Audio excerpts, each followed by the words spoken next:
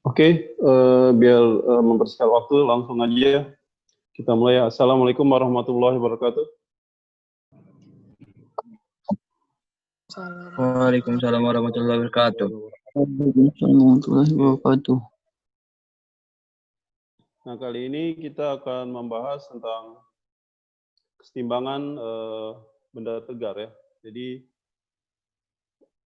sebelumnya kan kita udah belajar tentang apa itu kemudian benda berrotasi ya, kemudian menggelinding ya. Tapi kali ini kita akan coba lihat kesetimbangannya. Ya, sebentar ini coba buatkan dulu slide-nya.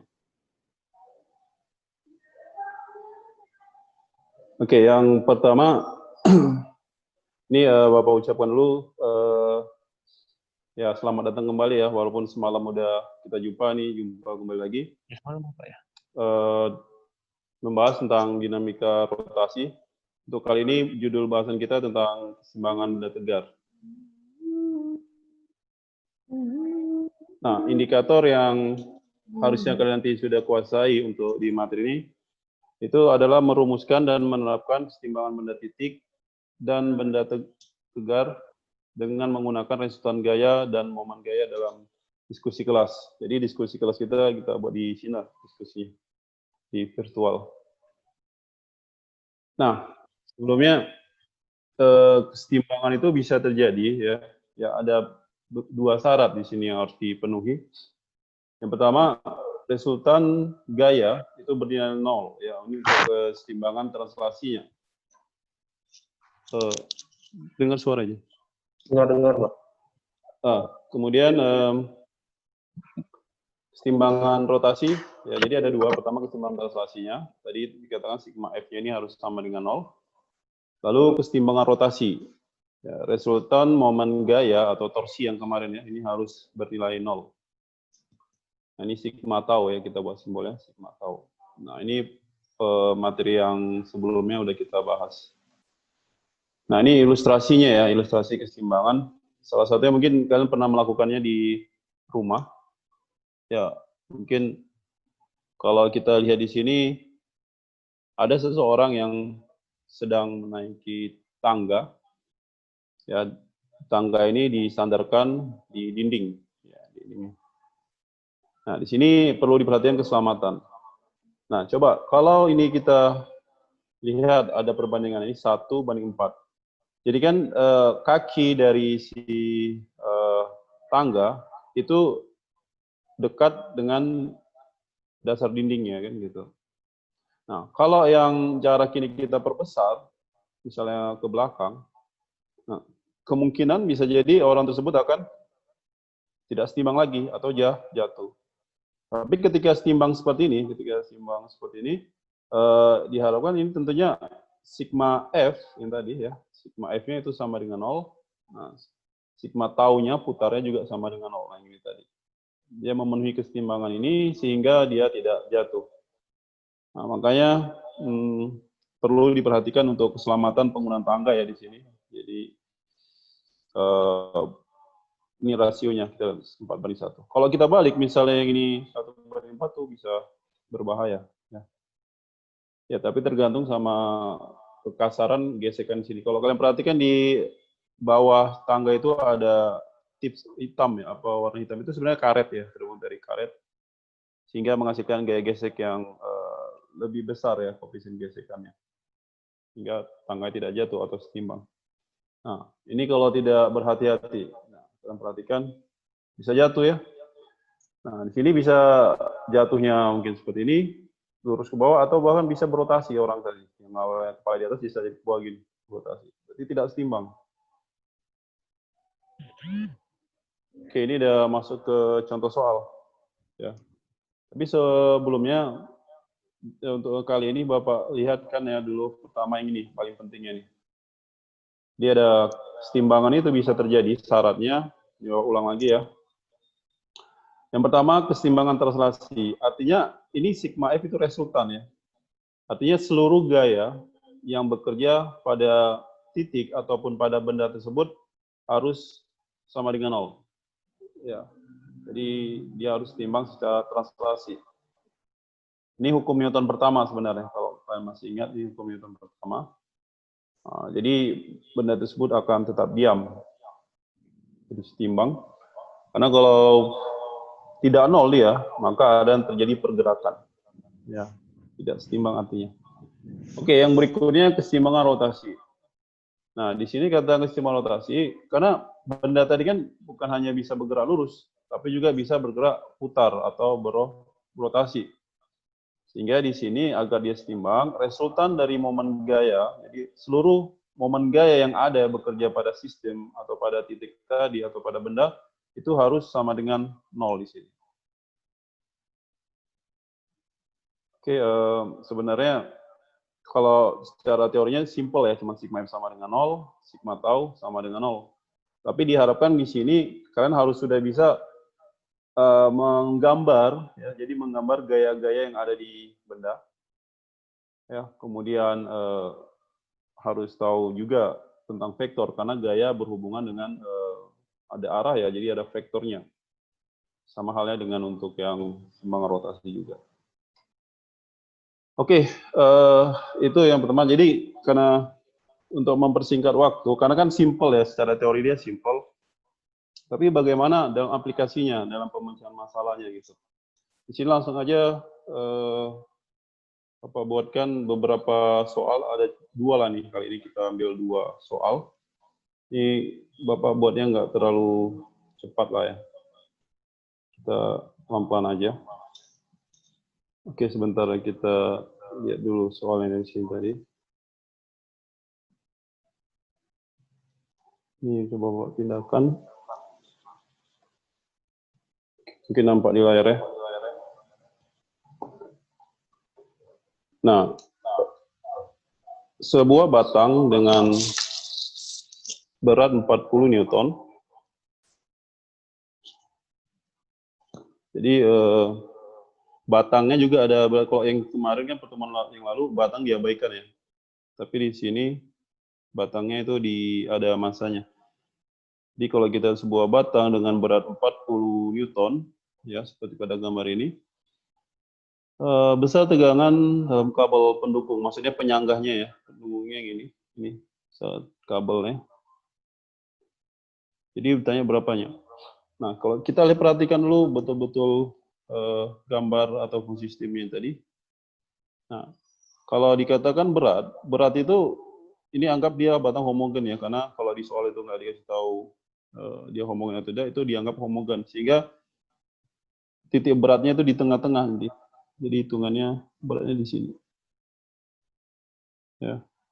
Ini warna, kita ganti warna dulu. Sini beratnya sebesar 40 Newton. Mungkin kita kasih nama W1 namanya. 40 Newton. Lalu untuk yang ini ada beban 100 Newton ya di ujung ini. Nah, ini juga ada W yang kedua, kita buat 100 Newton. Nah, lalu ada gaya apa lagi di sini? Coba lihat. Di sini ada tali ya, yang penyangganya. Tanpa ada tali ini dia akan jatuh ke bawah ya, jadi ini penahannya. Jadi tali ini kita buat simbolnya tegangan tadi itu T. Nah, jadi T inilah yang ditanyakan di soal. Ya, tegangan talinya berapa? Ya. Nah, ini yang dengan dinding ini itu kita sebutlah porosnya. Jadi kemungkinan dia berotasinya terhadap poros ini. Yang di dinding, batang dengan dindingnya. Oke. Nah, dikatakan dia harus timbang supaya dia tidak jatuh ke bawah. Di sini resultannya itu harus jadi sama dengan 0 tadi yang kita buat syarat yang 2 tadi ya. Yang pertama syarat untuk ya sigma F ini harus sama dengan 0. Lalu syarat yang keduanya sigma tau ini harus sama dengan 0. Nah, 2 ini. Nah, jadi kalau kita lihat di sini kemungkinan dia bergeraknya kan tidak translasi ya, tapi rotasi, dia akan berputar. Seandainya ini si tali atau penyangga ini hilang, dia kan akan bergerak turun ke bawah nih secara rotasi. Jadi kita gunakan sigma tau. Ya, rotasi ini harus sama dengan 0. Ya, coba kita buat di sini sigma tau. Nah, kemarin Bapak katakan searah jarum jam itu negatif, berlawan arah jarum jam positif ya untuk taunya kan. Nah, tau di situ kan lengan gaya dikali gaya, kemudian dikali sin lagi ya, sin sudutnya. Oke. Nah, jadi lengan gayanya itu harus dengan poros ke gaya. Ya. Nah, jadi di sini kita lihat yang pertama, si W1. Ya. W1-nya geraknya searah atau berlawan arah jarum jam ini kira-kira? Nah, ini searah jarum jam ya. Karena kalau diputar ini ada gaya ke bawah seperti ini. Dia akan berputar searah jarum jam. Nah, kalau searah jarum jam kita buat tanda negatif. Jadi langsung aja ke sigma tau-nya. Di sini kita buat tau untuk yang 1, tambah tau 2, ada 3 gaya sih. Tambah tau 3 ini sama dengan 0. Tapi tau satunya itu minus. Ya. Jadi minus L-nya jaraknya itu berapa? Coba kita lihat. Panjang total semua ini berapa nih? 140 ya. Pertengahannya berarti 70 untuk si L1-nya. Di L1 itu 70 cm. Kalau kita buat ini 0,7 ya. Dikali W1-nya 40. Nah, sin-nya sin 90 ya. Ini sudutnya siku-siku, jadi sin 90 itu 1, nggak usah ditulis. Nah, ditambah, nah sekarang untuk si W2, yang 100 Newton, itu juga sama. Ini searah jarum jam. Tapi jaraknya dari gayanya ini ke poros, itu adalah 140 atau 1,4. Jadi min 1,4 dikali berapa itu? 100 Newton. Nah, ini tanda min ini boleh kalian buat min di sini atau langsung dikurang juga boleh aja. Ya. Itu hanya masalah matematikanya yang ngitungnya. Nah, sekarang tahu 3 itu si tegangan tali kita gunakan ya, si tegangan talinya. Itu kita lihat dia kan dia ke arah sana ya, berarti akan melawan arah jarum jam, ini positif. Ya, jaraknya itu berapa? Dari poros ke tegangan tali itu 100 cm atau 1 meter. Nah, si T-nya kita mau cari tadi. T kali sin 37 ya. Ini sama dengan 0. Ini kalau kita buat ini minus 28. Ini dikurang berapa? 140. Nah, ini ditambah. Nah, ingat ya, sin 37 itu di kelas 10 udah kita bahas itu. 0, berapa ya? 0,6 ya, masih ingat semuanya. Nah, ini sama dengan 0. Jadi ini minus 8, 6, 1. Tambah T kali 0,6. Ini sama dengan 0. Jadi T kali 0,6 sama dengan 168. Nah, kita bisa peroleh ini si tegangan talinya. 168 dibagi 0,6. Ya, tinggal dibagikan saja. Misalnya ini sama-sama kalau nggak suka ada komanya di bawah, mungkin ini kita bisa kali 10 atas, kali 10 bawah. Ini jadi 168, oke, jadi 1680 dibagi 6. Ya, seperti itu. Nah, biar gampang lagi, kita sama-sama bagi 2 atas bawah. Kalau yang atas bagi 2 itu jadi berapa ya? 840 per 3. Ya, oke, seperti itulah kira-kira Newton. Jadi lebih apa kalau mau desimal tinggal pakaikan kalkulator atau gimana? Hitungan lebih sederhana. Oke, itu untuk nomor 1. Nah, sebelum berlanjut ke nomor berikutnya, Bapak kasih kesempatan dulu untuk bertanya. Untuk di yang nomor 1 ini.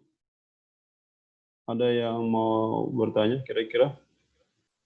Silakan, langsung bersuara aja nggak apa-apa. Hidupkan mikrofonnya. Di bagian mana yang belum jelas? Tidak ada.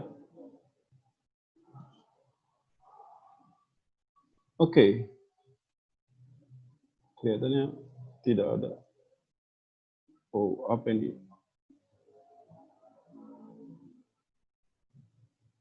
Wah, sinyalnya ya, banyak yang terkendala sinyal kelihatannya. Terus menentukan arah, oke. Menentukan arah searah jarum jam atau melawan arah jarum jam. Oke, ini Bapak kasih ilustrasi dulu ya, coba kita ambil bagian atasnya.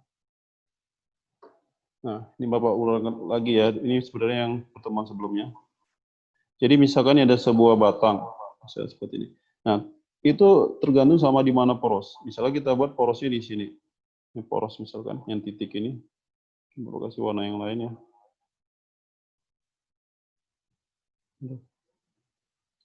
Mana ini?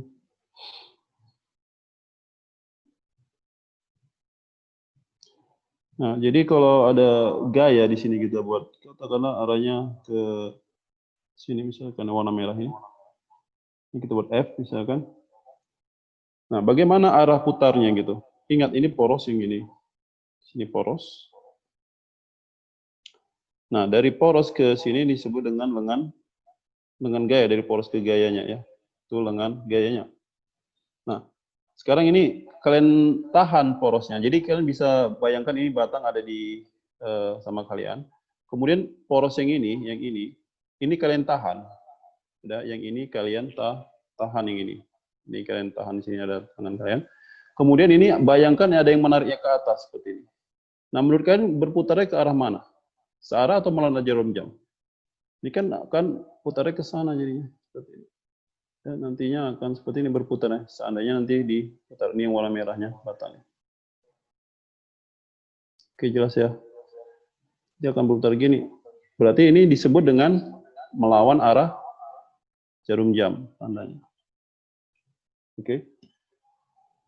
Nah, kebalikannya kalau misalnya, tapi tergantung porosnya juga sih.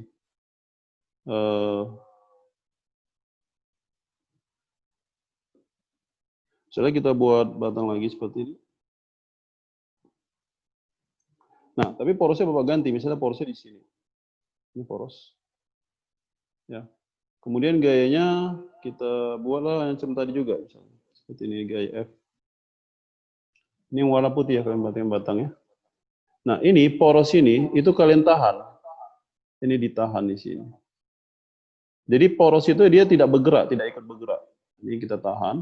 Kemudian kalian bayangkan ada yang menariknya di sini ya. Katakan ada tali ataupun dinarik. Seperti ini F-nya.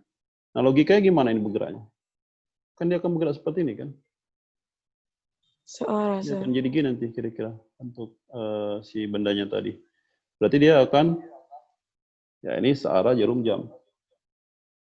Ya, jadi pertama itu kalian lihat, pertama ada dua. Pertama itu poros. Cek dulu porosnya di mana. Dicek dulu di mana. Kemudian lihat arah gayanya. Nah, poros ini itu harus yang ditahan atau tidak bergerak di situ. Itu ditahan dia. Oke ya. Bapak harap dengan penjelasan yang seperti ini bisa, seharusnya kalau di kelas ini kita langsung action gitu, harus pakai mana ada roll atau batang ya kan, kita fokuskan. Tapi untuk sementara ini mudah-mudahan bisa dipahami juga.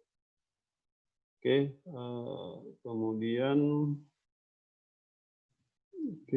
sigma F tidak digunakan. Oke. Bagus, ini dari Riyadi ya. Dia mengatakan, loh kenapa tidak digunakan sigma F, kesetimbangan tadi kan ada dua ya. Jadi, loh ini kenapa nggak dipakai gitu, kan? Nah, ini kita pakai. Sebenarnya ini tadi udah Bapak katakan juga. Coba kalian bayangkan di sini, kalau dia bergerak posisinya, ya ini kan tidak ada kayak. Jadi ini kita gunakan untuk saat kapan? Jika kita mencari gaya yang ada di sini. Gaya yang ada di sorry ini banyak gangguan ini kita lihat ini. Nah, ini gaya di poros. Nanti sini akan timbul gaya. Logikanya kan gitu. Kalau ini ada ditekan seperti ini, dia akan ada timbul gaya tekan batang itu ke tembok atau di engsel. Jadi jika dicari apa? Gaya pada poros. Nah, ini baru kita perlukan. Karena di poros itu kan timbul gaya juga sebenarnya, tapi kebetulan di soal ini nggak ditanyakan. Ya, jadi kalau mau itu dibahas, bisa juga. Tapi ini tadi kan hanya tanya tegangan tali berdasarkan soalnya. Nanti kita lihat kapan dia dibutuhkan untuk dia berotasi atau tidak. Oke ya. Lanjut ke soal nomor 2. Biar ada dulu waktu untuk misalkan yang lain. Nah, di sini pada sebuah bangku bermasa 20 kg, ya, ini masanya 20 kg, diletakkan beban bermasa M seperti pada gambar. Ini ada massa M ini beban. Nah, tentukan nilai maksimum M agar sistem masih berada dalam keseimbangan. Tanya berapa? Tanya, oke. Nah, pertama-tama ini bangkunya ini anggap homogen. Jadi kalau perhatikan sini kan simetri dia ya. Nah, tumpunya juga simetri. Dia nanti masanya, pusat massa itu di tengah-tengah. Nah, seperti ini. Nah, kemudian gayanya ke bawah, W-nya kita buat ini. Nah, W-nya jadi berapa? Jadi 200. 200. Apa 200? Ini kan massanya 20. Jadi kalau massa itu 20, kan masih ingat ya, W itu apa? M kali G ya. M kali G. Nah, kalau di soal tidak tahu, dikasih tahu berapa gravitasi, kita pakai 10. Untuk memudahkan perhitungan kita juga. Jadi ini 200 Newton. Nah, lalu di sini di bangku ini ada benda. Nah, ini kita buat di sini W. Mungkin ini namanya W1 batang. Untuk bebannya kita buat W2. Nah, sudah ya? Nah, lalu ditanya agar setimbang. Nah, sekarang gini Bapak tanyakan, di mana porosnya? Kalau ini Bapak buat titik A, titik B, sebenarnya porosnya di sini kan? Kita gunakan yang ini. Kenapa? Karena kemungkinan dia jatuhnya kan ini si kaki ini akan terangkat kan? Ini akan terangkat ke atas, ini turun ke bawah seperti itu. Nah, artinya porosnya yang kita gunakan ini, jangan yang ini. Berarti yang kaki yang sebelah kanan. Yang pertama. Nah, ini juga kita bisa buat nih sigma tau. Karena dia keseimbangannya secara rotasi yang kita gunakan kali ini. Sigma tau ini harus sama dengan 0. Oh ya, ini Bapak ingatkan ya, kalau kemarin kan yang searah jarum jam itu negatif ya misalkan. Tapi kalau kalian nggak mau menggunakan juga nggak apa-apa. Jadi kalian bisa gunakan yang searah jarum jam, kalian buat positif, yang melawan arah jarum jam negatif. Tapi harus konsisten seperti itu. Ketika nanti jawabannya kalian dapat positif, berarti dia searah jarum jam. Gitu ya. Kalau dia negatif berarti melawan arah jarum jam. Harus konsisten dari pemahaman pengerjaan awal sampai jawaban akhirnya. Sebenarnya itu Bapak kasih kebebasan lah, karena nggak boleh kaku juga gitu. Tapi kalau secara umumnya memang yang searah jarum jam buat tanda negatif. Oke, ini kita lihat untuk yang W1, si batang ini tadi poros di sini. Dia akan gimana ini kalau ditarik ke bawah seperti ini? Dia akan melawan arah jarum jam. Jadi itu kita lihat positif. Nah, L-nya berapa? Jarak dari sini ke sini. Nah, ini kan tadi 120 dibagi 2 berarti 60 cm. Berarti 0,6 dikali 200. Nah, lalu si W2 itu dikasih tahu jarak 30 nih. Jelas ya, 30. Berarti itu nanti geraknya gimana kalau ini porosnya di sini? Berarti akan searah jarum jam. Berarti minus 0,3 dikalikan dengan, nah itu nggak tahu berapa W-nya, kita buat M kali G ya, gayanya. Ini sama dengan 0. Oke, kemudian kita hitung ini sama-sama dikali 10, bisa hilangkan nolnya. Jadi 1200 sama dengan 3M kali G. Nah, sekali lagi G-nya kita bisa gunakan 10. Berarti 3M kali 10. Kiri kanan sama-sama dibagi 10. Seperti ini. M-nya sama dengan 120, kita bagikan 3. Jawabannya 40 kg. Jadi dia maksimal itu harus 40 kilogram. Kalau lebih dari 40, maka ini tidak setimbang lagi. Maka dia akan bergerak di searah jarum jam. Ya, jadi jatuh gitu.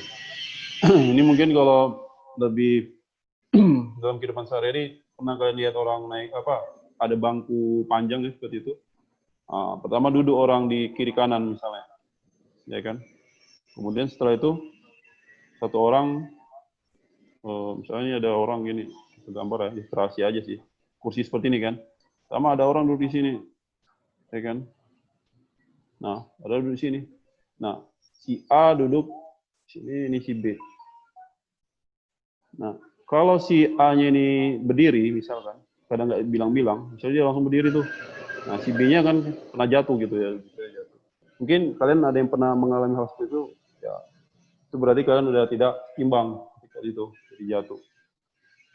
Ya, itu dalam kehidupan sehari-hari. Mungkin kalau nggak percaya bisa kalian praktekkan nanti kapan-kapan ada bangku seperti itu, ngerjain temannya ya kan. Tapi hanya untuk jangan sampai membahayakan. Oke, ini untuk problemnya. Lalu ada lagi soal tantangan ya. Ini nanti kalian bisa coba kerjakan bagi yang mau mencobanya ini.